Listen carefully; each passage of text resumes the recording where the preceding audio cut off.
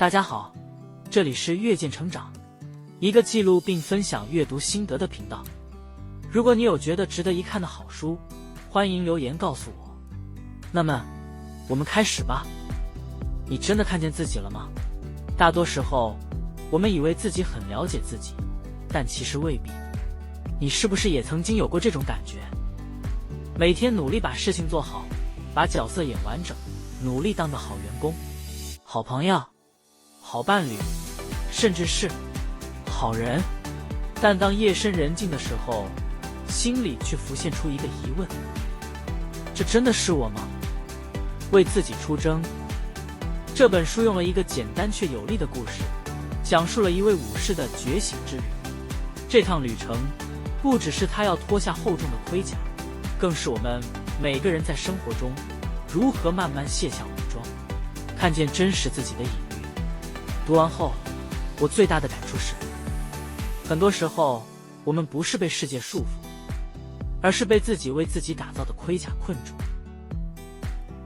故事的开头，武士认为自己很善良，很有爱心，他也确实做了很多好人该做的事。于是他每天都穿着盔甲，随时准备出任务。久而久之，他的妻子和孩子再也看不清楚盔甲下真正的他。直到有一天，妻子忍不住说：“你爱盔甲胜过于爱我。”这句话让武士如遭雷击。他想要脱下盔甲，证明自己还是爱家人的，但却发现盔甲早已与身体紧密结合，无法卸下。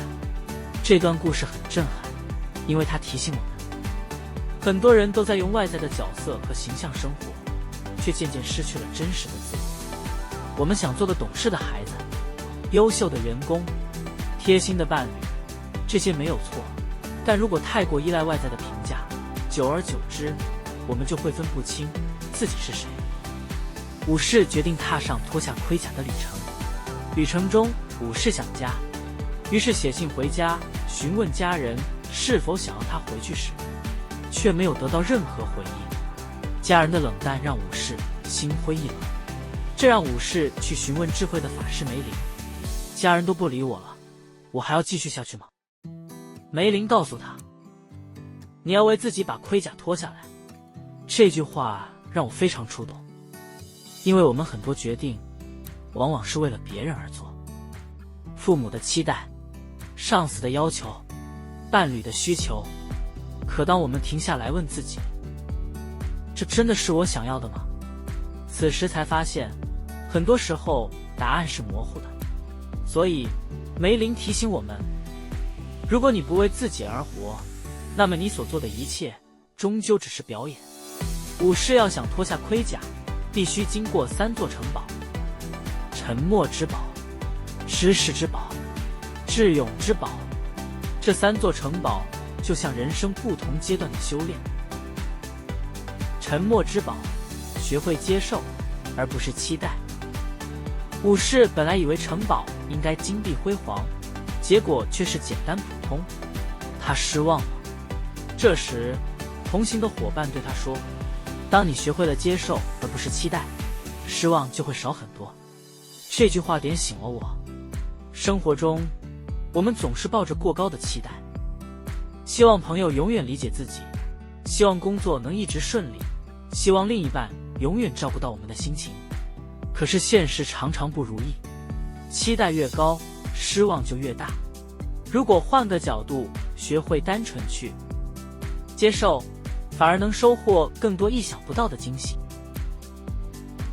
知识之宝，爱自己才能爱别人。在知识之宝里，石碑上刻着一句话：你有没有把需要当作爱？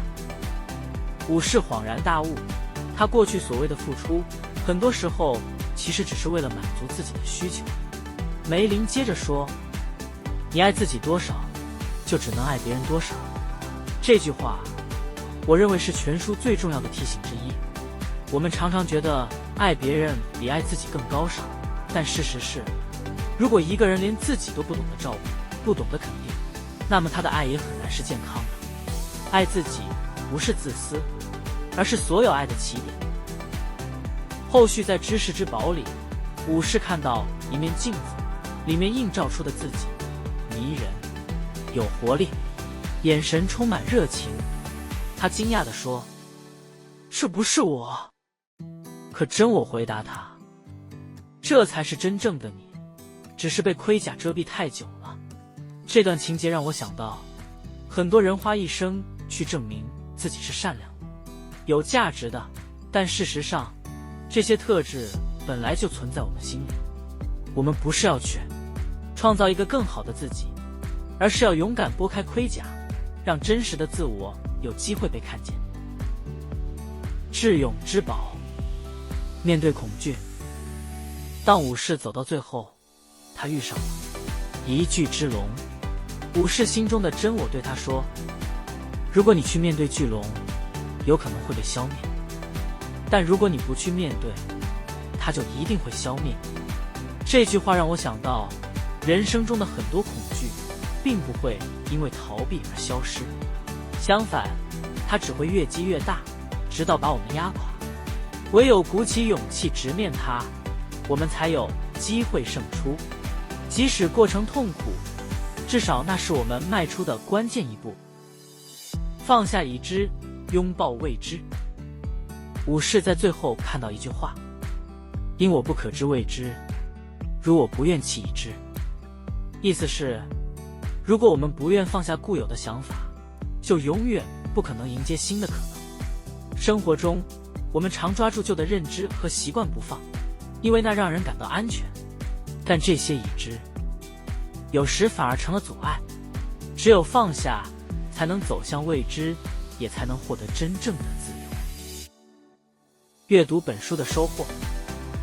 这本书对我来说，不单是武士的故事，而是一次深刻的提醒：一、外在形象不是全部，再完美的盔甲都无法取代真实的自我。